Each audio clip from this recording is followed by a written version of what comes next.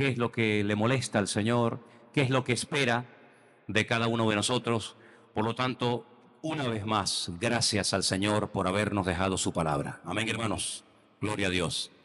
Vamos a disponernos a pasar ya directamente a la palabra. Veo que los niños están saliendo ahí a la escuela dominical, a sus clases.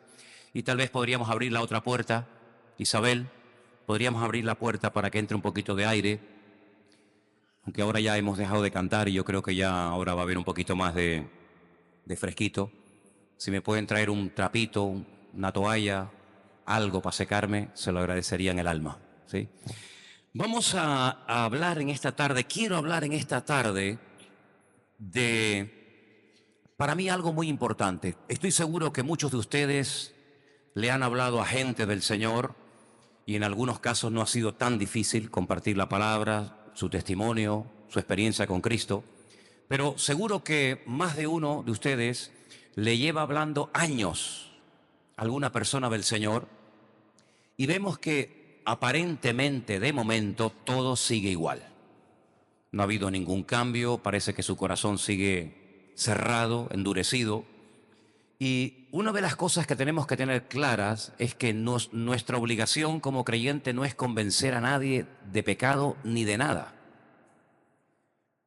Hay creyentes que a veces se desaniman porque no logran a lo mejor convencer alguna persona de que está viviendo en desorden o que tiene que aceptar al Señor y cambiar de vida, pero es que ese no es nuestro trabajo.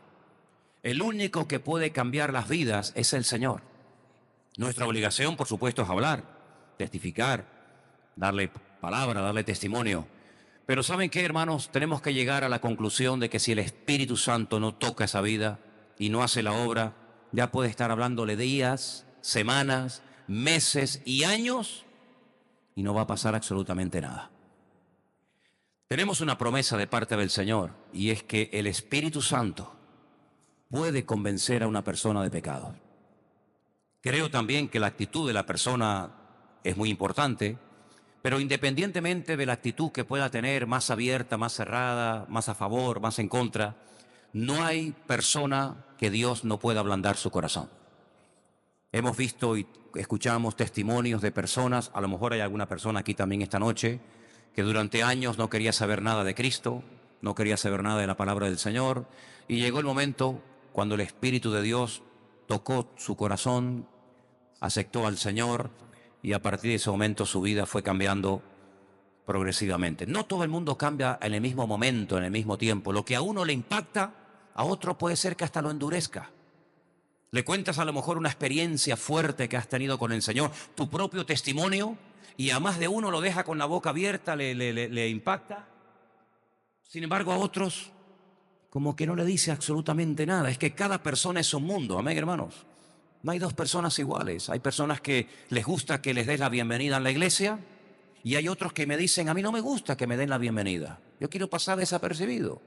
Hay gente que a lo mejor le gusta que le hablen del Señor una y otra vez, y hay gente que se consideran presionados o entre comillas, que como que están siendo manipulados y se le habla y se le insiste mucho del Señor. Es que a veces uno, no sé si a ustedes les pasa, a veces uno no sabe qué hacer, ¿verdad?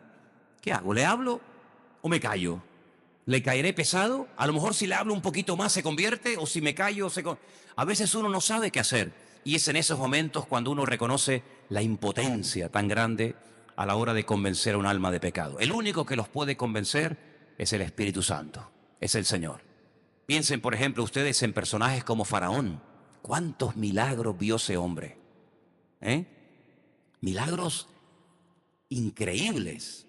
Milagros que cuando uno los lee en la Biblia se queda con la boca abierta y dice, Señor, yo creo que eso pasó, pero uno dice, si no fuera por la fe que tenemos en el Señor, uno diría, Dios mío, pero ¿esto fue realmente así? Yo tenía un libro que compré hace muchos años al principio de cuando yo me convertí, que se llamaba algo así como Grandes Historias de la Biblia. Era un libro enorme y era como la Biblia, pero contada de una forma como si fuera una especie de historias, de cuentos, ¿no? Y tenía con algunas ilustraciones, un libro muy bonito. Contaba todas las historias del Antiguo Testamento, la vida de Jesús. No como si fuera una Biblia, pero como si estuvieras leyendo, digamos, un relato, una especie de cuento. Y recuerdo que le dejé ese libro a mi abuelo cuando vivía. Y cuando me lo devolvió, me dice, ¿tú crees realmente en todo esto? Y le dije, totalmente. Me dice, es que me suena muy fantástico, me dice. Todo esto muy exagerado, ¿no? ¿Cómo se va a abrir un mar para que pasen millones de personas rumbo a la tierra prometida? ¿Cómo se va a convertir un río en sangre? ¿Cómo van a caer ranas del cielo? Y tantas cosas que leemos en la palabra. Sin embargo, la fe que tenemos hoy nos permite creer eso y mucho más. Amén, hermanos. Y mucho más. Y nos debemos de sentir privilegiados de no tener ningún tipo de duda de aceptar lo que la Biblia dice.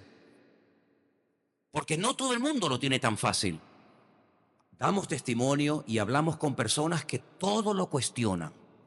Todo lo cuestionan. De hecho, hay a veces programas de televisión que cuando uno los ve, claro, como tienen tantos millones y tantos recursos y tanta tecnología, esos programas de National Geographic, de Discovery, ¿verdad? Que te intentan demostrar que todo lo que ocurrió en Egipto, todo era mentira, que no era una llama de fuego, sino que era un volcán. Y durante la noche se veían las llamas del volcán y los israelitas fundieron la columna de fuego con el fuego de un volcán.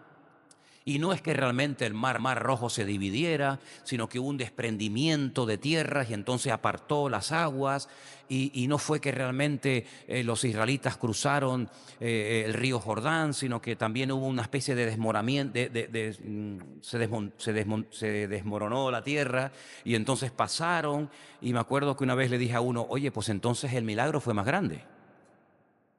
Porque si se desprendió la tierra para que los israelitas pasaran, ellos creyeron que el mar o que el río Jordán se había abierto, y me dice, ¿y por qué crees que entonces el milagro fue más grande? Digo, porque cuando cruzaron el Mar Rojo, si tú dices que fue por un desmoronamiento de tierra, ¿cómo se pudieron ahogar miles de soldados y caballos y todos quedaron ahí enterrados en un charquito de agua que era medio metro, ¿no?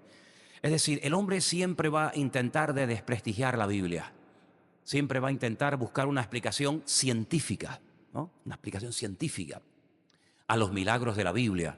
Sin embargo, la fe que tenemos en este momento, yo doy gracias a Dios por la que tenemos en este momento, porque nos permite leer cualquier cosa de la Biblia y creerlo, ¿sí o no? Claro, tú le cuentas a un inconverso ahí en una cafetería, en tu puesto de trabajo, que una vez iba un hombre montado en un burro y que le pegó una paliza al burro porque se acostó y no se quería levantar y de repente el burro le habla. Claro, el inconverso, tu compañero de trabajo te puede decir, pero ¿tú te fumaste algo? ¿Tú estás bien? ¿Cómo que una burra habló? ¿Eso dónde se ha visto? En la Biblia se abrió. Y que un hombre cogió un hueso seco que estaba tirado por ahí por el campo y que se lió, vamos, ni las películas estas de Hollywood, de Bruce Lee, y mató a 1000 personas con un cacho de hueso. ¿Quién se puede creer eso? Yo me lo creo, por ejemplo. Y tú, y tú, y nos creemos eso y mucho más. Y es que la fe, sin lugar a dudas, es un don de Dios. Pero cuando hablamos con personas y le damos testimonio, vemos y valoramos el hecho de que Dios me ha dado la fe para no dudar absolutamente de nada de lo que dice la Biblia. Y tenemos que orar porque nosotros, por mucho que hablemos, por mucho que testifiquemos, no vamos nunca a poder convencer a nadie. Podrás a lo mejor ganar una conversación, pero aquí no se trata de ganar una conversación, aquí se trata de ganar almas. Y aunque yo tuviera que perder todas las conversaciones a partir de ahora, pero si pudiera a través de esa pérdida de conversaciones ganar almas, firmaba ahora mismo. Ahora, en el Evangelio según San Juan, el Señor Jesucristo habla mucho acerca del Espíritu Santo. Él dice cosas muy interesantes y a mí me gustaría leer algunas de ellas. En Juan capítulo 14, por favor, cuando el Señor Jesucristo se está casi, digamos, despidiendo de sus discípulos, hay un momento en el que Él les dice en el versículo 16, Juan 14, 16, Juan 14, 16, yo rogaré al Padre y os dará otro consolador para que esté con vosotros para siempre. Esto ya en sí es una bendición, porque el consolador, el Espíritu Santo, no va y viene, ahora sí y ahora no, sino que estará con vosotros para siempre. Y a mí esto me llena el corazón de alegría. El Espíritu de verdad. al cual el mundo no puede recibir. Dice, porque no le ve ni le conoce, pero vosotros le conocéis, porque mora con vosotros y estará en vosotros. ¿Ustedes se acuerdan cuando estudiábamos en la escuela las preposiciones? ¿Quién se acuerda de todas las preposiciones que nos enseñaron en la escuela? A, ante. ¿Se acuerdan? ¿No se acuerdan? Bueno, en es una preposición, ¿sí o no? Con es otra preposición. Y mira las preposiciones que aparecen aquí en este versículo. Versículo 17. Vosotros le conocéis porque mora con vosotros y estará ¿dónde? En vosotros. Yo estoy ahora con ustedes, pero no estoy en ustedes. Esa es la gran diferencia cuando tenemos a una persona, amigo, padre, esposo, esposa, lo que sea, que puede estar con nosotros y o a lo mejor no. Pero tenemos la gran bendición de saber que Dios no solamente está con nosotros, sino que está en nosotros. Y esto que yo estoy diciendo ahora, si yo pidiera que ustedes dijeran, si lo creen, cuidado, si lo creen, que dijeran amén. Si yo le digo esto a mucha gente, no serían capaces de decir amén, porque no les cabe en la cabeza que Dios pueda vivir en el corazón de cada uno de sus hijos. No les entra en la cabeza. Lo ven como algo imposible, como algo inalcanzable, como algo demasiado pretencioso, como algo que es como decir, bueno, pero ¿quién te has creído tú de poder decir que tú tienes a Dios contigo y en ti, viviendo 24 horas al día contigo? Hombre, no es cuestión de orgullo, es cuestión de creerle a Dios. Yo le creo al Señor. No solamente creo en Él, sino que yo le creo a Él. Y si Él me dio una promesa que estaría conmigo y en mí siempre, yo no puedo cuestionar ni puedo dudar de la palabra del Señor. Así que mentalízate que desde el día que te convertiste, no desde el día que naciste, ojo, no confundamos las cosas, desde el día que naciste de nuevo, desde el día que le entregaste tu vida al Señor, Él pasó de estar contigo, que seguramente siempre estuvo contigo, pero no estaba dentro de ti. Porque cuando Él entra a morar, cuando Él entra a vivir permanentemente y para siempre en el corazón, en la vida de un creyente, es cuando éste le abre su corazón al Señor Jesucristo. Yo no me conformo con saber que Dios está conmigo. A mí me conforta el corazón saber que está conmigo y está dentro de mí. ¿Cuántos dicen amén? Y eso no le pasaba a nadie antes de Cristo, a nadie. Sino que vemos que el Espíritu Santo, que por supuesto estaba, no vino con Cristo, ni mucho menos. El Espíritu Santo es eterno, es Dios mismo. Pues iba y venía, y a veces venía a la vida de Sansón, y Sansón cobraba una fuerza descomunal y hacía milagros tremendos, pero luego el Espíritu que no habitaba en el Antiguo Testamento, en el corazón de nadie, ¿verdad? Pues se iba y volvía a ser un ser humano exactamente igual como cualquiera de nosotros. Y cuidado, no es que toda persona en el Antiguo Testamento podía tener una experiencia con, como se llama en el hebreo, con el Ruach HaKodesh, con el Espíritu Santo, sino que tenías que ser o un profeta, o un juez, o un rey, o a lo mejor un sumo sacerdote, un ungido de esos especiales que había en algún momento puntual, como David, como Samuel, etc. Pero los demás no tenían esa posibilidad. Pero mira qué bueno es Dios, que ya no hay de primera, de segunda, sino que ahora todo creyente, todo nacido de nuevo, puede tener al Espíritu Santo, puede tener al Señor con Él y en Él para siempre. ¿Cuántos dicen amén?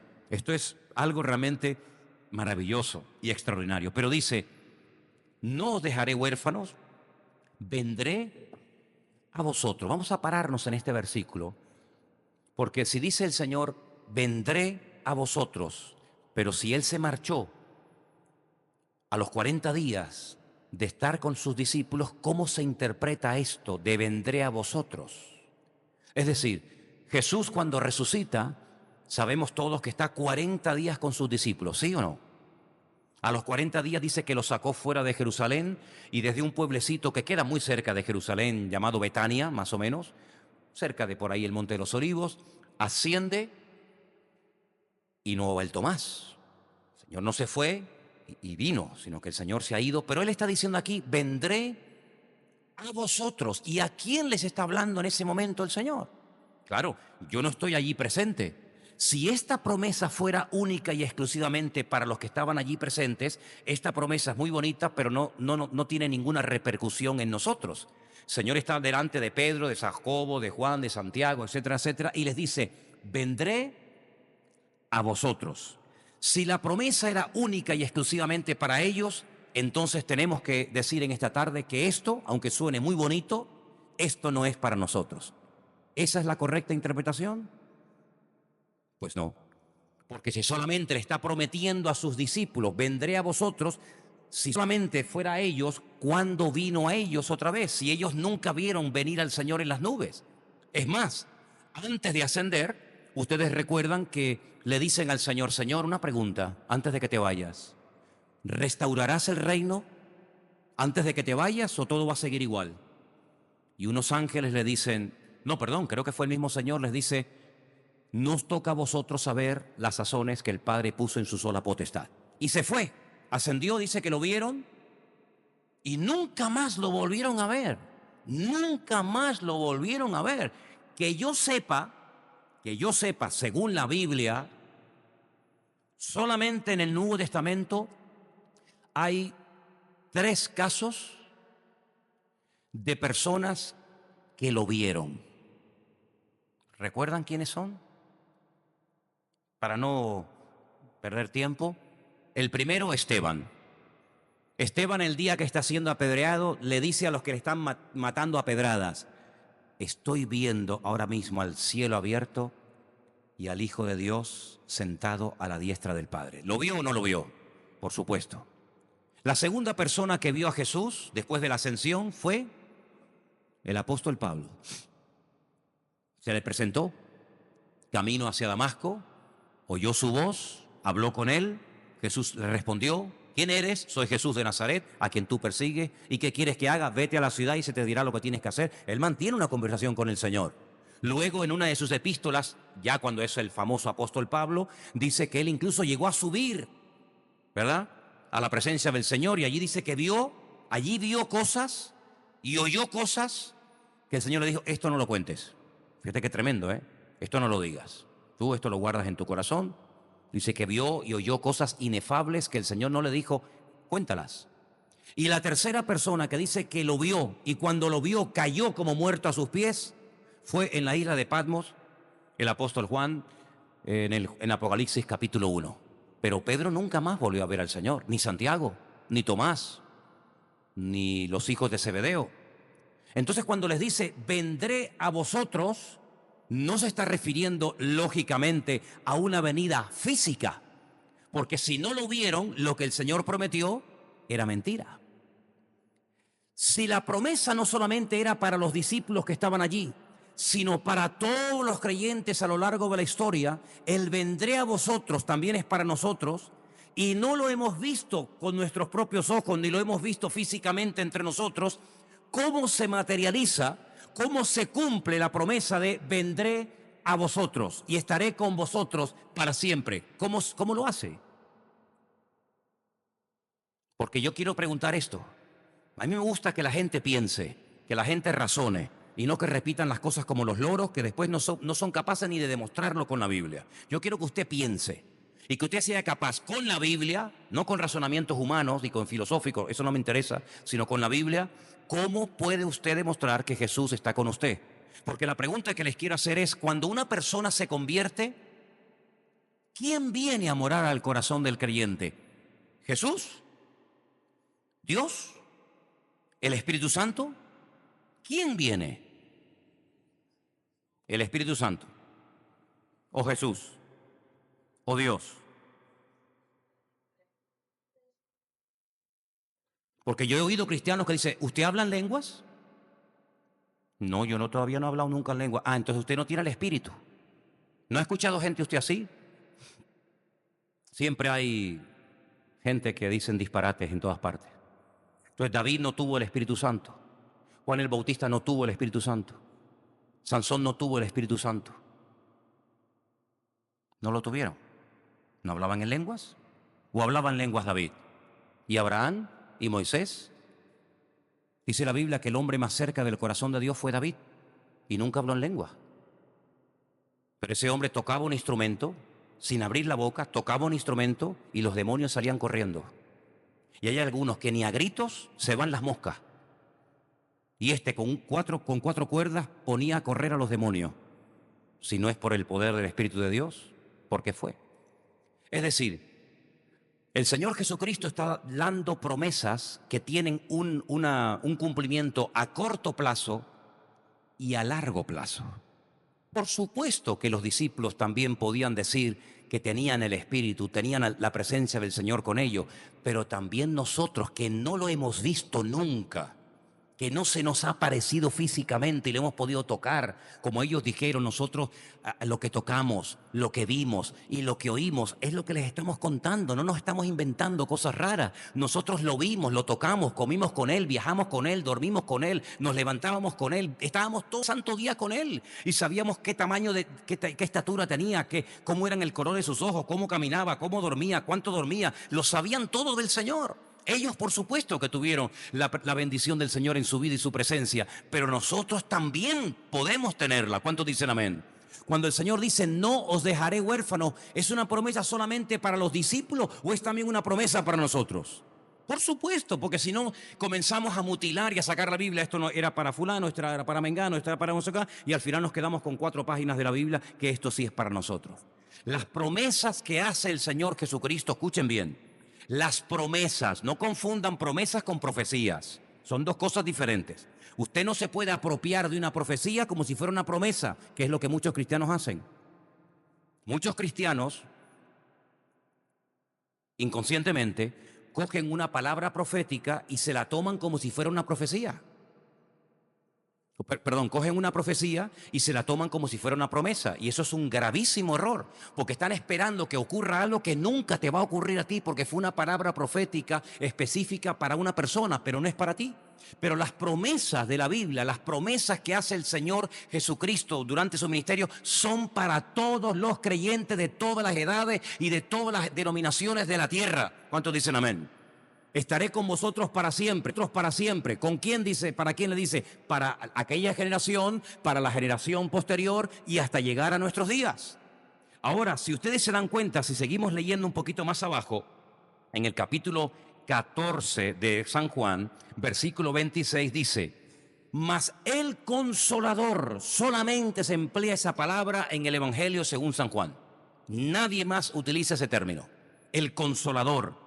El Espíritu Santo, a quien el Padre enviará en mi nombre, Él os enseñará todas las cosas y os recordará todo lo que yo os he dicho. Es decir, el Espíritu Santo, cuando viene a morar en la vida del creyente, de la persona que le ha entregado su vida al Señor Jesucristo, puede tener la seguridad de que ese Espíritu Santo, esa presencia permanentemente del Señor, va a hacer varias cosas importantes. Léalo ahí.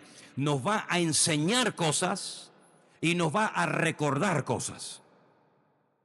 Tenemos la gran ventaja de que el Espíritu Santo nos puede recordar lo que humanamente hablando yo no lo voy a recordar en mi vida, por mucho que me lo digan.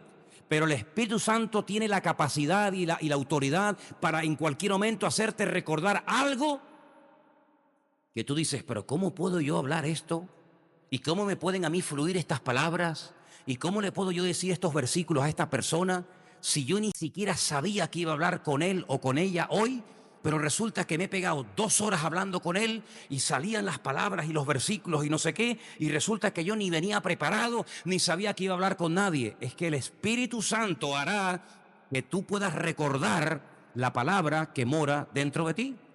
Y hay por ahí una promesa que fue uno de los primeros versículos que yo aprendí en mi vida de memoria, Lucas 12:12, que dice, Él os enseñará en la misma hora lo que debéis decir. Así que podemos pedirle al Señor, Señor, cuando yo le hable a alguien, cuando yo le testifique a alguien, si tengo que decirle algo de tu palabra, si tengo que decirle algo que tú le dirías si estuvieras en mi lugar, Señor, por favor, ayúdame, ilumíname y recuérdamelo. ¿Y cuántas veces lo hace el Señor? ¿Han tenido esa experiencia ustedes, sí o no? ¿Cuántas veces? ¿Cuántas veces? Le hemos dicho a una persona la palabra idónea y tú ni sabías que hoy ibas a encontrarte con esa persona. Pero el Espíritu Santo que mora en ti te recuerda, te instruye, te guía, te inspira para que tú puedas hablar correctamente la palabra justa y precisa para ese momento y para esa vida. Es una promesa realmente extraordinaria. Pero seguimos leyendo. Estamos en Juan capítulo 15, versículo 26. Juan capítulo 15, verso 26. Cuando venga el Consolador, a quien yo os enviaré del Padre, el Espíritu de verdad, el cual procede del Padre, Él dará testimonio acerca de mí. Si el Espíritu Santo no viene para desplazar a Cristo, o para levantar a una persona, o para que todos miren a un hombre, no, perdonen, esa no es la obra del Señor. La obra del Señor no es que te miren a ti. La obra del Señor es levantar al Señor Jesucristo. ¿Y saben lo que dijo referente a levantar, a exaltar, a glorificar al Señor, el mismo Señor Jesucristo? ¿Saben lo que le dijo una noche a Nicodemo? Así como Moisés levantó la serpiente en el desierto, así es necesario que yo, el Hijo del Hombre, sea levantado, para que cuando sea levantado y me miren a mí, todo el que crea en mí no se pierda, mas tenga vida eterna. ¿Por qué hay gente que no se convierte? Porque no le dan el honor, no le dan el lugar que merece el Señor Jesucristo. Pero cuando levantamos al Señor y lo miramos a Él y ponemos nuestra confianza en Él, automáticamente, como aquellos que miraban a aquella serpiente de bronce, ¿se acuerdan? Levantada por Moisés en el desierto, quedaban sanos instantáneamente, pero instantáneamente, sin tomar antídoto, sin que le hiciera ningún sangrado, sino simplemente por mirar a donde tenían que mirar, automáticamente el veneno, el efecto del veneno desaparecía. Los que no miraban, teniendo el remedio delante, se morían envenenados. Exactamente igual el Señor lo ha hecho. Lo ha hecho tan fácil que algunos no se lo creen. Porque el Evangelio es fácil para nosotros, porque lo difícil ya lo hizo Él. Y nos dejó a nosotros la parte más fácil. ¿Cuál es? Creer, fiarme de Él, mirarlo a Él, y Él ha hecho todo lo demás para que simplemente poniendo mi mirada y mi confianza en el Señor, mis pecados sean perdonados, Él venga a morar a mi corazón, y lo ha hecho tan fácil que algunos no se lo creen. ¿Y por qué no se lo creen? Porque en el Antiguo Testamento Dios lo hizo al revés. Sí, Dios lo hizo al revés. Se lo puso tan difícil, tan complicado a los judíos, que la ley se terminó convirtiendo en una especie de yugo, en una carga que era imposible de llevar. ¿Se acuerdan cuando se enteran que están judaizando a los recién convertidos? Se levanta Pedro en el concilio de Jerusalén y les dice: hermanos, parece mentira. ¿Queréis poner sobre el cuello y sobre la vida de los gentiles cosas que nosotros ni nuestros padres pudimos cumplir? Y ahora resulta que lo que nosotros y nuestros antepasados por mucho esfuerzo no pudieron cumplir, ahora ustedes le quieren encasquetar el peso de la ley a los discípulos, como diciendo: ¿no os dais cuenta de que nadie, ningún ser humano tiene la capacidad sobrenatural de poder cumplir la ley? Nadie la puede cumplir, porque tú dices: a ver, Dios, ¿qué dice? El hombre más cerca de mi corazón, tráiganlo para acá. ¿Quién es? David, ven para acá. 75 salmos de la Biblia escritos por él, un rey valiente, un rey obediente, un rey de verdad que era una maravilla. ¿Pecó? ¿Desobedeció? Ya está, ya quedas automáticamente marcado, ¿sí o no? El hombre más sabio, el que más sabiduría tuvo de toda la historia de la humanidad, le preguntaras de lo que le preguntaras, de animales, de hormigas, de conejos, de las lunas, de las estrellas, de la Torá, de lo que sea, no hay pregunta que le hagas a Salomón que diga: no sé qué decirte. Vino la reina de Saba de Etiopía y le dijo: me habían hablado de ti, pero ahora que te conozco personalmente, tu fama es muchísimo más, tu sabiduría, perdón, es muchísimo más de lo que me habían contado. Simplemente al entrar a tu palacio y ver cómo hablan y cómo visten tus criados, ya se nos queda la boca abierta. Perfecto, una sabiduría espectacular. ¿Pecó o no pecó Salomón? ¿Os dais cuenta? Entonces la pregunta sería, y entonces, Señor, si tú sabes que la ley nadie la va a poder cumplir, ¿para qué la diste? ¿Qué sentido tiene decir, tengan, esta es mi palabra, esta es mi ley, cúmplanla? 613 mandamientos, 613 mandamientos. Salmo 19 dice que la ley del Señor es perfecta, perfecta. Ya partimos mal, porque nosotros perdimos nuestro nivel de perfección el día que pecamos en el jardín del Edén. Luego, si a un ser imperfecto le pones leyes perfectas, ya de antemano el partido está perdido, antes de empezarlo. Porque le estás pidiendo perfección a un ser totalmente imperfecto. ¿Para qué la das? Para que el hombre llegue a un momento en el que se tire de los pelos, llega a un grado de desesperación que diga, Señor, yo no puedo con esto. Esto es imposible. Esto es imposible de cumplir. Sin embargo, antes de la ley, ¿saben? 400 años antes de que Dios le diera en el monte Sinaí la ley al pueblo de Israel, ¿cómo trataba con la gente? ¿Cómo hablaba con la gente? ¿Cómo se manifestaba Dios con aquella gente? Pongo el ejemplo de Abraham, de Isaac, de Jacob, de José, de una forma tan sencilla que Dios, por ejemplo, le decía a Abraham, cámbiate el nombre y ponte padre de multitudes. Y él lo hacía. Y vas a ser padre de multitudes. Y él lo creía. Y dice que por la fe fue justificado Abraham sin necesidad de hacer ningún tipo de obras de la ley. Y después, siglos más tarde, el profeta Habacuc ratifica lo que les estoy diciendo y dice, el justo por la fe vivirá. Y la justificación a Abraham no vino por cumplir la ley, sino la fe. Luego el Señor te dice, mira, hay un camino que es el camino de la fe, de la obediencia, y hay un camino que es el de la ley. ¿Cuál quieres? ¿La ley? Toma la ley, pero no vas a poder cumplirla. Vas a tener que llegar a un nivel de desesperación y darte cuenta de que siempre te va a faltar algo.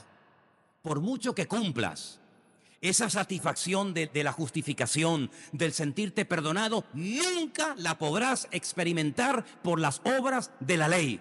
Y os pongo un ejemplo. El joven rico. Joven, ¿a cuánto le gustaría a ustedes ser joven y rico? Algunos dicen, no, a mí no, hermano. Claro, ya. Vale. Joven, rico y yo añadiría hasta guapo. Porque generalmente muchos ricos son guapos. Yo no sé, se la llevan todas. Son guapos, ricos y jóvenes. Se la llevan todas. Buen creyente, religioso, pero con una insatisfacción interior tremenda. Voy al mejor maestro, al más famoso de Israel en este momento. No es Shammai, no es Gilel, es Jesucristo. Yeshua HaMashiach, el de Nazaret. Y se va y lo busca y le dice, maestro bueno. ¿Qué tengo que hacer para heredar la vida eterna? Fíjate, vuelve otra vez con lo mismo, el mismo defecto. ¿Qué tengo que hacer? Y volvemos otra vez a tropezar en la misma piedra, en el ¿qué tengo que hacer? Lo mismo que le dijo el carcelero de Filipo a Pablo y a Silas cuando se produce el terremoto. Señores, ¿qué tengo que hacer? Es que el hombre no termina de entender que no es cuestión de hacer, es cuestión de ser. Pablo no le dijo, mira, tienes que hacer esto, tienes que hacer lo otro, tienes que hacer tal, tienes que hacer esto. Y cuando hagas todo esto, a lo mejor te salva. No, le dijo, cree, le cambia el verbo, ¿qué tengo que hacer? Y él dice, no, lo que tienes es que creer. Y ahora llega y le dice, ¿qué tengo que hacer? Dime. Y le dice, bueno, tú como por ejemplo, como judío, lo que tienes que hacer, como sabes que se lo pedimos a Moisés o al pueblo de Israel a través de Moisés, ustedes los judíos lo que tienen que hacer es cumplir la ley. Guardar por lo menos los mandamientos. Y le dice, ¿cuáles? Claro, ¿son tantos? Pues mira, por ejemplo, honrar a tu padre y a tu madre, no robar, no mentir, no dar falso testimonio. Dice, no, yo todo eso lo he cumplido, yo no tengo problema. No es tan difícil honrar a un padre y una madre, ¿sí o no? No es tan difícil no mentir, no es tan difícil no dar falso testimonio. Son mandamientos, digamos, entre comillas, sencillitos, ¿no? Yo todo eso lo he cumplido desde mi juventud. Pero Jesús le dijo, pero ¿sabes qué? Te falta una cosa.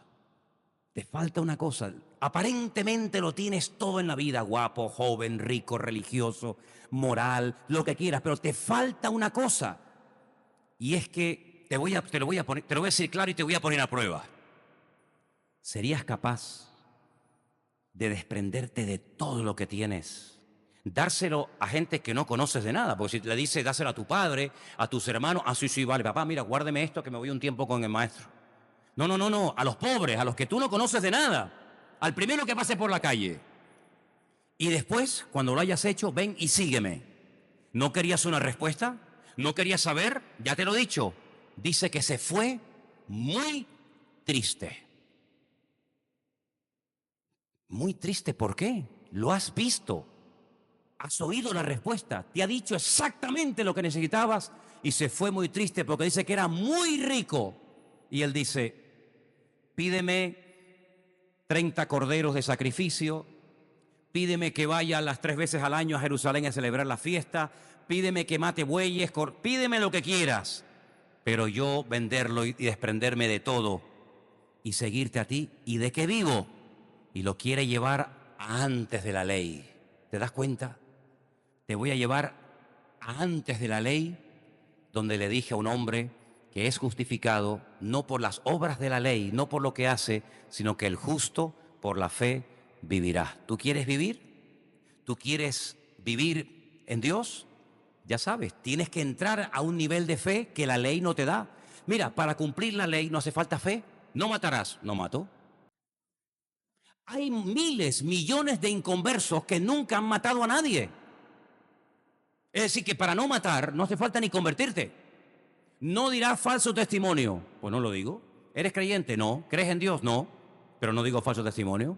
Honrar al padre y a la madre. ¿Eres creyente? No, pero yo respeto a mi padre. Yo respeto a mi madre. Es decir, que hay muchas cosas de la ley que simplemente con un poquito de voluntad, con un poquito de deseo, se hacen en plan altruista. Pero es que el Señor lo que nos pide es que creamos en Él, y eso sí que le cuesta a la gente. Porque el creer en el Señor y dejar de hacer cosas para obtener méritos es un palo a mi ego. Es un palo a mi ego. Y el Evangelio por eso nunca va a ser popular, porque lo primero que hace el Evangelio es darle un golpe a tu ego, a tu confianza en ti mismo, y el Señor lo que quiere es quitarte toda confianza en lo que tienes y que tengas toda la confianza en lo que eres en el Señor. ¿Cuántos dicen amén? Entonces, el Espíritu Santo dice que viene a morar a nosotros, viene a estar con nosotros para siempre, viene a recordarnos cosas, viene a enseñarnos cosas, pero hay más, hay más. Estamos en Juan 16:13. Cuando venga el Espíritu de verdad, Él os guiará a toda la verdad, porque no hablará por su propia cuenta, sino que hablará todo lo que oyere y os hará saber todas las cosas que han de venir. Él me glorificará a mí porque tomará de lo mío y os lo hará saber. Es decir, por eso dijo el Señor, os conviene que yo me vaya. Porque ¿cuántas palabras proféticas de cuestiones futuras compartió Jesús con sus discípulos?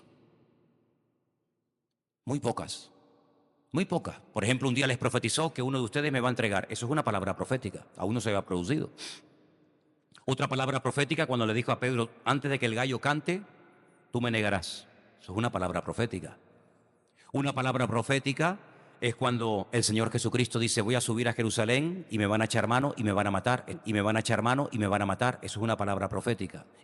Y la más extensa, Mateo 24, cuando le preguntan qué señal habrá de tu venida y del fin del siglo.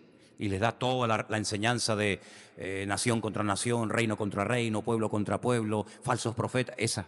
Quitando eso, muy pocas veces el Señor le daba enseñanza profética a sus discípulos. Más que nada eran parábolas y cómo vivir y cómo perdonar y cómo orar y cómo atender a las viudas y cómo hacer esto y cómo hacer lo otro y las bienaventuranzas. Eran enseñanzas prácticas del diario vivir. El sermón del monte, ¿qué es? Aprender a vivir victoriosamente en Cristo, en santidad, eso es. Sin embargo, el Señor dice aquí que cuando venga el Espíritu Santo nos va a llevar a los creyentes a un nivel diferente. ¿Cuál era ese nivel o cuál es ese nivel? El Señor dice que nos advertirá a través de su Espíritu Santo de cosas que van a venir en el futuro. Por supuesto, las cosas que en un momento determinado creemos que nos las ha revelado, mostrado el Espíritu Santo, tienen que coincidir, como dijimos el domingo, con la palabra de Dios. ¿Vale? Y dice la Biblia que cuando alguien profetiza algo, si quiere saber si lo que profetizó era verdad, tiene que cumplirse lo que ha profetizado. Porque si usted profetiza que mañana va a llover y no llueve, usted no profetizó en el Señor, usted profetizó en la carne. Se animó a decir una palabra: hermano, prepárense que mañana va a caer un diluvio a Canarias y vamos a morir todos ahogados a menos que nos vayamos a la punta del Teide. Si eso no ocurre, usted es un falso profeta. No le podemos creer. Porque la Biblia dice que cuando alguien profetiza algo, los demás que están a su alrededor tienen que oír y juzgar, sopesar a la luz de la palabra si lo que este hombre o esta mujer ha dicho es de Dios o no es de Dios. Sino que yo digo todo lo que me dé la gana y aquí no pasa nada. No, mijo, aquí no. Así no es. Pero fíjese que el Espíritu Santo le dice, o el Señor nos dice que cuando venga el Espíritu Santo, Él no solamente nos recordará lo que ha pasado, sino que nos advertirá de lo que va a ocurrir en el futuro. Y ustedes pueden ver, por ejemplo, en el libro de los Hechos, que había profetas que advertían a las iglesias de que viene una gran hambruna a la tierra. Viene hambre, prepárense, hermano, que viene hambre. Viene una crisis brutal, viene una hiperinflación tremenda. Y dice la Biblia que se prepararon levantando ofrendas para poder paliar y cubrir las necesidades de los santos en Jerusalén, porque la iglesia más rica, la más poderosa, que fue la iglesia primitiva, al final fue la iglesia que se hundió económicamente, se hundió.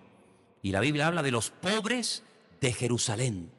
Y, Pablo se tenía que ir a Corinto, a pedir ofrendas para llevarlas a los hermanos de la iglesia primitiva que habían pasado de estar en la cresta a la más absoluta miseria y necesidad y escasez. Y Pablo dice, esto no puede ser. Hay un desequilibrio en el cristianismo brutal, que la abundancia vuestra, por favor, supla la escasez de ellos, porque así como ellos sembraron espiritualmente en vosotros, ahora materialmente devolverles, entre comillas, el favor a los hermanos para que haya igualdad en el cuerpo de Cristo. ¿Cómo sabían eso? ¿Cómo se preparaban? Porque el Espíritu Santo advertía de cosas que iban a ocurrir. Estaban comiendo un día en una ciudad llamada Cesarea, la marítima, la que está en la costa, en casa de un tal Felipe, que dice que tenía 4 hijas, que dice que eran profetisas, y no le dijeron ni pío a Pablo. Eso me ha llamado siempre la atención. Pablo está comiendo, pasando días en la casa de Felipe, el que había sido el diácono, ¿os acordáis? Aquel que bautizó al etíope Eunuco, sabéis la historia, ¿no? Tiene 4 hijas, dice que eran doncellas, eran chicas vírgenes, aún no se habían casado. Eso es lo que significa doncella en la Biblia. Eran profetisas, y está Pablo allí, y nunca le dijeron nada. Es extraño, ¿no? Y viene por ahí un tal Agabo, que no sabemos ni quién es este, y le dice a Pablo, ¿me puedes dar tu cinturón un momentito? Bueno, un cinturón, era un trozo de cuerda, a ver si me entiendes. No era estos de cinturones de estos, de ¿cómo es? El Dolce Gabbana y cosas de estas, ¿no? Sino un trozo de cuerda, y dice, toma. Dice, déjame que te haga una cosa, le amarra las manos, le amarra así y le dice, así dice el Espíritu. Así amarrarán al dueño de este cinturón en Jerusalén. Y se queda tan tranquilo. Es una profecía ilustrativa, utiliza un elemento conocido para hablar de algo desconocido. Ese es un tipo de profecía. No todas se profetizan igual, pero en este caso utilizó un cinturón para advertirle de un peligro inminente. No le prohíbe subir, solamente le advierte de algo futurible, es decir, de algo que va a ocurrir, pero que puedes evitar si no subes a Jerusalén. Automáticamente, los que estaban allí en la casa de Felipe entienden que es una palabra genuina, una palabra auténtica. Se ve que Agabo era un profeta con credibilidad. Y le dicen, no subas, mira lo que te está diciendo el Señor. Y él dice, yo voy a subir igual, porque a mí el Señor no me está diciendo que no suba. Si subo y me dice que no suba, soy un rebelde, un desobediente, y me tengo las consecuencias. Lo que me está diciendo el Señor es lo que me puede pasar si subo. Y a mí me da igual si me apalean, si me crucifican, si me atan, si me sacan la piel a tira. A mí me da igual, yo por puesto de mi espíritu, subir a Jerusalén a la fiesta de Shavuot, la fiesta de Pentecostés, y que sea lo que Dios quiera, porque estoy dispuesto no solamente a sufrir, sino a morir por la causa del Evangelio. Y entonces dice el versículo, como vimos que no podíamos convencer al apóstol Pablo, dijeron que se haga la voluntad de Dios. Y efectivamente así fue. Eso no pasaba en el ministerio de Cristo. El último profeta, por decirlo de alguna manera, que se atrevió a lanzar mensajes proféticos en la Biblia, el último, ¿quién fue? El último profeta que aparece así, digamos, de estilo profético del Antiguo Testamento, Juan el Bautista. Juan el Bautista es como el último de los profetas. Jesús mismo lo dijo: si queréis recibirlo, la ley y los profetas hasta aquí llegaron. De aquí para atrás, ley y profeta. De aquí para atrás, el Evangelio, la gracia. Es decir, que el último fue, según Cristo, para los judíos fue Malaquías, pero Cristo dijo, la ley y los profetas hasta este llegaron, hasta Juan. A partir de ahora, al profeta se le puede analizar en el Antiguo Testamento a ninguno. Jamás se podía cuestionar la palabra de un profeta. En el Nuevo Testamento sí. Pablo en 1 Corintios capítulo 14 dice, ¿usted quiere decir algo a la iglesia? Sí, póngase de pie, póngase de pie. Hable bien alto, escuchen lo que va a decir este hombre a la iglesia. ¿Ya terminó? Sí, siéntese. Hermanos, miren lo que ha dicho este hermano, miren lo que ha dicho este hombre aquí. Ha dicho esto, esto y esto y esto y esto. Todo lo que dice coincide con la palabra. Amén, hermanos, lo tendremos en consideración.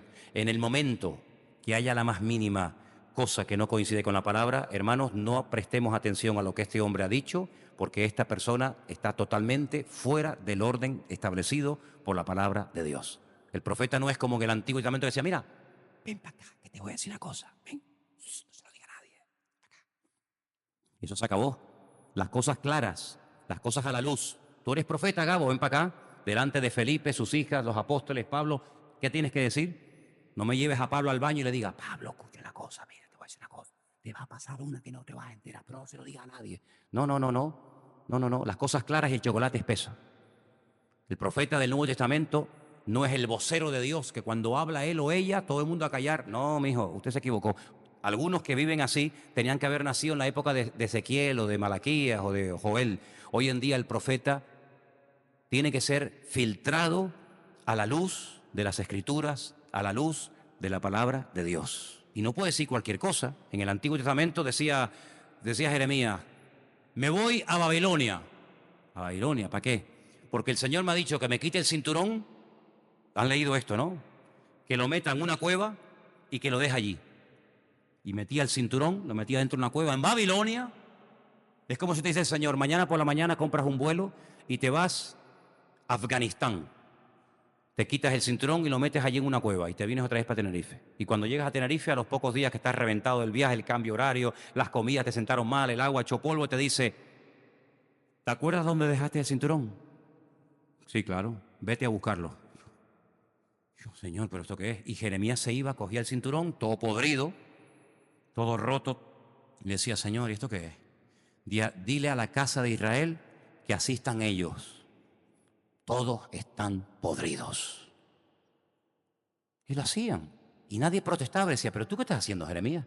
No le dijo a un profeta, quiero que durante año y medio profetices totalmente desnudo, sin ropa, sin túnica, sin nada. ¿No lo habéis leído? ¿No lo habéis leído?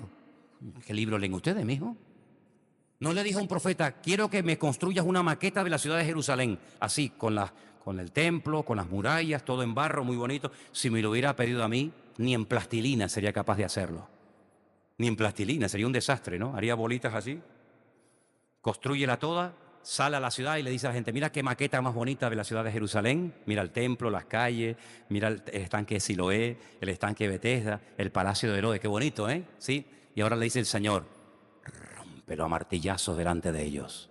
Yo con lo bonito que me salió, pim, pam, rompe todo, y le dice, dile a mi pueblo que así van a destruir la ciudad de Jerusalén. Y el Señor le pedía cosas raras y extrañas a los profetas, y nadie les cuestionaba. Pero en el Nuevo Testamento, a través de la palabra de Dios, a través del Espíritu Santo, el Señor nos enseña, tenemos que pesar estas cosas, porque curiosamente, yo no sé si ustedes se han dado cuenta, que la Biblia no dice, repito, la Biblia no dice que en los últimos tiempos vendrán falsos evangelistas. ¿Habéis leído ese versículo? Yo no. ¿Usted lo leyó? Ah, eso es otra cosa. La Biblia no dice que vendrán falsos diáconos. No. Falsos ujieres. Falsas viudas. No, la Biblia dice que vendrán falsos profetas, falsos ungidos y falsos apóstoles. Qué curioso, ¿no? Falsos apóstoles. Habéis probado a los que se dicen ser apóstoles y los habéis hallado mentirosos. ¿Cuántos apóstoles hay hoy en día? En Canarias me parece que hay 7, 8. Sí, la isla de enfrente está llena. Y dice que vendrían falsos apóstoles, falsos profetas y falsos maestros. Qué casualidad que son 3 ministerios que pueden llegar a hacer mucho daño. El apóstol, el profeta y el maestro. Imagínate, es una bomba. También pueden hacer mucho bien, pero también pueden hacer mucho daño. Y el Señor dice, ya os lo he dicho antes, para que veléis y oréis y no seáis engañados. ¿Cuántos dicen amén? Ahora, quiero terminar con estos versículos de Juan 16, versículo 7, donde dice, yo os digo la verdad. Siempre el Señor te va a decir la verdad. Os conviene que yo me vaya, porque si yo no me fuese, el Consolador no vendría a vosotros. Mas si me fuere, os lo enviaré. ¿Cómo dicen algunos evangélicos? Bueno, digo evangélico por ser educado. ¿Cómo dicen algunos evangélicos que solamente existe Cristo, que no hay Padre ni Espíritu Santo? ¿Cómo puede ser eso? Pero si en la Biblia dice, yo rogaré al Padre, yo. ¿Quién es yo? Jesucristo, el Hijo, ¿no? Yo rogaré al Padre para que os dé al Espíritu Santo, el Consolador, para que esté con vosotros para siempre. Oiga, perdone, yo no soy muy listo, hermano, créame, pero yo tampoco creo que sea tonto. Si yo soy el Señor Jesucristo y le digo a mi Padre que os envíe el Espíritu Santo, perdone, a mí me sale en la cuenta 3, ¿o no? El Hijo que habla, al Padre al que se le pide y el Espíritu que viene. ¿Cómo dicen algunos que no hay Padre ni Espíritu, sino solamente Jesús? En fin, son esas cosas raras que pasan por ahí, ¿no? Cuando Él venga, convencerá al mundo de pecado, de justicia y de juicio. De pecado, por cuanto no creen en mí. De justicia, por cuanto voy al Padre y no me veréis más. No me veréis más. Y algunos ven a Cristo por todos lados. Pues si Él dice que no le va a ver nadie más. En fin, otra cosa rara. Y de juicio, por cuanto el príncipe de este mundo ha sido ya. ¿Y quién es el príncipe de este mundo? ¿Quién es el príncipe de este mundo? Satanás. Ya ha sido juzgado. ¿Y cómo está suelto? Porque en la justicia humana, cuando le hacen un juicio a una persona y lo condenan, automáticamente va a la cárcel. ¿Por qué en el reino de Dios, en el reino espiritual, Jesús dice, ya Él está juzgado, pero Satanás está suelto o no está suelto? Porque algunos dicen, no, el diablo está en el infierno, hermano. No, señor. Si está en el infierno, no puede estar alrededor nuestro buscando a quien devorar.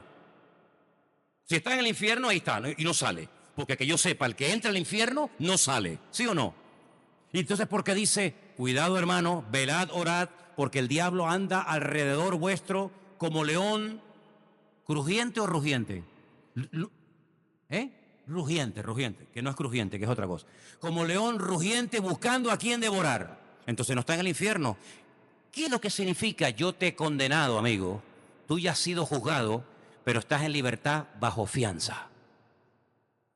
Hasta que llegue el tiempo del fin. Pero quiero que todo mi pueblo sepa que ya no tiene ninguna autoridad ni ningún poder sobre ustedes, porque ya lo eché de mi presencia, ya no tiene ninguna autoridad, ya no tiene ninguna potestad sobre vuestra vida, ya ha sido condenado, pero lo voy a dejar un tiempito suelto. Pero ya ha sido condenado. Y los creyentes, algunos por ignorancia y por falta de conocimiento de la palabra, le atribuyen al diablo que el diablo no sé qué, que el diablo no sé cuánto, que el diablo me tentó, que el diablo no sé qué. Y el Señor dice, ya está juzgado, está ya arruinado. Lo que el Señor ha hecho, hagámoslo también nosotros. No le atribuyamos al diablo cosas que no las ha producido Él. Si usted mañana sale por la calle y se cae y se tropieza, ¿no es que el diablo le puso el traspié para que se cayera y se partiera la cadera? ¿O usted cree eso? Yo soy un hijo de Dios y ahora voy por la calle y el diablo me hace así para que yo tropiece. Pero si yo leo en la Biblia todo lo contrario, si yo leo en la Biblia, Él te guardará para que tu pie no tropiece en piedra. Entonces, ¿qué quedamos? ¿Tropiezo en piedra o no tropiezo en piedra? Bueno, puede ser que caiga, pero si caigo no es porque el diablo me ha tirado, sino porque estamos en un mundo donde a veces es normal que nos caigamos, donde a veces es normal que nos enfermemos. ¿O no se puede enfermar a un cristiano? No puede tener ninguna enfermedad los cristianos. ¿Quién dijo eso? ¿No tenía Pablo una enfermedad en los ojos? ¿No estaba Epafrodito enfermo, que dice Pablo que bien hiciste orar por Epafrodito porque estuvo al borde de la muerte, ¿sí o no? Y todos se quieren ir al cielo, pero nadie se quiere enfermar y nadie se quiere morir. Pues perdonen que le diga una cosa, hermano, perdone que le rompa su teología, pero al cielo, a menos que nos lleve arrebatados el Señor, generalmente se va muerto, ¿eh? Al cielo no se va nadie vivo, que yo sepa solamente se fueron 2 vivos. Los demás siempre se van o por un infarto, o por un cáncer, o porque se cayó el avión, o porque se ahogaron en el mar. Es decir, hay que morir para poder ir a la presencia del Señor. Pero eso no significa de que el diablo tenga ventaja sobre nosotros, sino que como somos seres caídos, a pesar de que hemos sido restaurados y perdonados por el Señor, este cuerpo sigue siendo de barro hasta que recibamos nuestro cuerpo nuevo y glorificado que nos dará el Señor. Pero en la otra vida, no en esta. En esta vida usted no puede pretender, hermana, con los añitos que tiene, que no le salga alguna arruguita, mija. Hermana, es que hay algunas que están obsesionadas con la cirugía, perdóneme, las venezolanas, le suele pasar, ¿no? No a todas, no a todas. Pero vamos a ver, hermana, ¿usted cuántos años tiene? Usted quiere pasar por una chica de 20 años y usted ya tiene 50, hermanita. Usted ya tiene 50. Gloria a Dios, porque ha llegado a los 50. Pero no se me vista como una niña de 20 años. Ni me venga toda espechugada como... No, hombre, adáctese a las circunstancias, por favor. Y olvídese, no se enfade con el espejo que la hace gorda. No, es que ella está gordita, hermana. No se enfade con la cámara fotográfica, no es que me sacó mal, no es que está mal, mía. ¿Me entiendes? Es que la vida nos va a deteriorar. La Biblia lo dice, que nuestro hombre exterior se va desgastando. ¿Sí o no? Es que es normal, hermano. Isaac se quedó ciego. ¿Quién? El hombre de Dios, sí, se quedó ciego. ¿Cómo puede ser eso? Bueno, mijo, porque es que la vida es así. Se quedó ciego, Jacob lo engañó. Olía, confundía el olor de uno con otro, sí, la voz es de uno, pero de otro. Los 5 sentidos le fallaron al viejo, todo. Pero era un hombre de Dios, era un hombre de Dios. Y los hombres de Dios se mueren en la Biblia. Moisés, bueno, fue llevado a la presencia del Señor, aunque murió, y Aarón, y José, y Abraham, y todo el mundo tiene que morir. Por lo tanto, lo que tenemos es que darle gracias al Señor, porque hoy Dios me ha dado vida, su Espíritu Santo está conmigo, y el único día que existe, ¿sabe cuál es? El ayer nunca más volverá. Nunca más volverá, ni el ayer, ni el antes de ayer. Oiga, hablando de todo un poco, me acabo de dar cuenta, no ahora, sino hace unos días, se lo decía ayer al pastor Antonio Panocchia, ¿se acuerdan? Ayer hablaba con Antonio, me llamaba de Italia para hablar conmigo un rato, y le digo, Antonio, ¿tú te has dado cuenta lo rápido que ha pasado el 2019? Para nosotros, y lo dijimos aquí, el 2018 nos pasó volando, pero créanme, el 2019, más todavía. Estamos ya en octubre. Ya dentro de poco empezarán con el Papá Noel, con las abuelitas, la ciudad se viste de gala, ha llegado la Navidad, ¿eh? La canción de todos los años, hace 30 años la misma, ¿eh? Otra vez la Navidad, otra vez toda la historia, y tú dices, pero si el otro día era el campamento de los jóvenes, si el otro día era Semana Santa, ¿qué te parece, amigo? Es que la vida, dice la Biblia, es neblina. Por eso yo creo que esa sensación de que la vida pasa volando, yo creo que el Señor la permite, que tengamos esa sensación para que nos espabilemos y nos demos cuenta que Él nos ha dado todo lo necesario, su presencia, su palabra, su Espíritu Santo, para que no tengamos excusa de ponernos las pilas y de servir al Señor. Cada uno de nosotros hemos sido llamados, seleccionados específicamente por el Señor para que lleguemos hasta esta hora. Y gloria a Dios que hasta aquí, podemos decir, hasta aquí nos ayudó el Señor.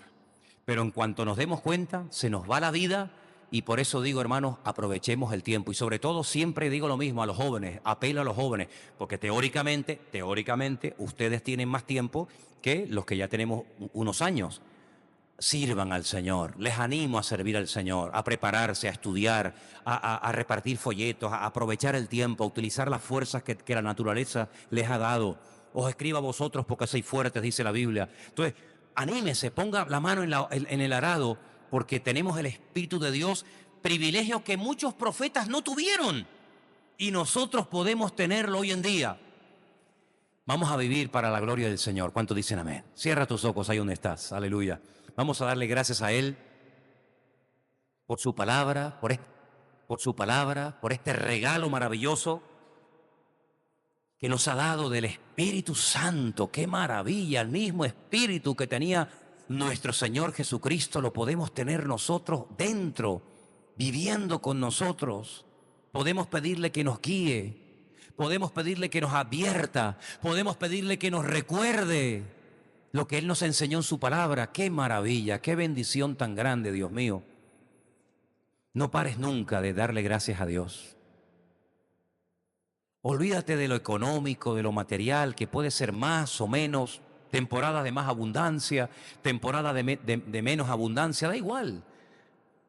Pero la presencia del Señor no mengua. La presencia del Señor está con nosotros. Y a lo mejor no te han salido todas las cosas en la vida como tú soñabas de niña o de joven. A lo mejor no te salieron los planes como tú soñabas cuando eras pequeña y escribías aquel libro, aquel diario. Cuando yo me case, cuando yo sea grande y tenga hijos, haré esto y aquello y tal y cual. Mira, da igual lo que salió mal, da igual lo que no salió según tu diseño, tu plan. Pero mira, lo importante es que hoy eres una hija, eres un hijo de Dios. Y Él te ama. Aunque te has equivocado, aunque no hiciste las cosas tal vez bien, el Señor te sigue amando exactamente igual que cuando eras pequeñita. Exactamente igual. Y aunque hoy, por supuesto, eres grande, ya los años han pasado y sabes más de Él que nunca, no tienes que torturarte ni un día más, porque la felicidad completa no existe. Aunque se hubieran cumplido todos tus planes, la felicidad completa en esta vida no existe. La felicidad completa es cuando estemos en la presencia del Señor. Así que todos hemos cometido errores. No todo salió tal vez como soñábamos o como prometimos. Pero lo importante es que Dios ha sido fiel con nosotros. Nos ha sostenido, nos ha dado salud, nos ha dado una familia, una iglesia, pastores, hermanos, amigos. Eso es lo importante. No permitas que el diablo te torture diciéndote cosas que no son de Dios. Hoy el Señor nos dice a todos y a cada uno de nosotros: yo estoy con ustedes. ¿No lo habéis leído en mi palabra? ¿No lo habéis escuchado desde este púlpito? Que yo os amo con amor eterno, que estaré con vosotros todos los días hasta el fin del mundo. Os recuerdo que mi palabra es verdad, que mis promesas se cumplen y que nunca os abandonaré. Porque el Señor ha prometido en su palabra darnos lo mejor. Aleluya. Y en esta tarde te damos gracias, Padre Santo, porque tú nos estás consolando, porque tu Espíritu Santo es consolador. Consuela al que ha llorado, al que ha sufrido, al que ha estado triste durante años. Trae consuelo al alma cansada. Trae consuelo y renuevo espiritual al que ha perdido cosas que amaba. Pero Señor, por cosas que perdemos, tú siempre traerás bendiciones nuevas. Y en esta tarde te damos gracias y confesamos, no decretamos, porque no somos nadie para decretar, pero sí confesamos en fe que tú tienes lo mejor para nosotros, para nuestros hijos, para nuestros matrimonios, para nuestra congregación, para tu pueblo, para tu iglesia. Y yo quiero hacer una oración especial por el pueblo de Dios, por el pueblo físico y natural de Israel, para que Dios le abra los ojos a los que viven allí, a los que están buscando la revelación del Mesías, a los que están buscando la luz, la verdad, la fuente. Señor, revélate a sus vidas de una forma tremenda, especial y contundente. Que no les quede la más mínima duda de que tú eres el camino, la verdad y la vida. El autor de la vida, el Dios eterno, hecho carne por nosotros. Señor, gracias por la fe que nos has dado. Señor, que podamos contagiar a otros con esta fe. y que muchas personas que conocemos y que vamos a conocer te puedan conocer a ti como nosotros le hemos hecho, Señor. Gracias por el consuelo que nos das en esta noche a través de tu presencia y de tu palabra. Gracias, Señor. En el nombre bendito de nuestro Señor Jesucristo, Yeshua Mashiach. Amén, amén, amén. Dile gracias, Señor. Gracias, Señor. Gracias, Señor. Dígale esa palabra solamente. Gracias.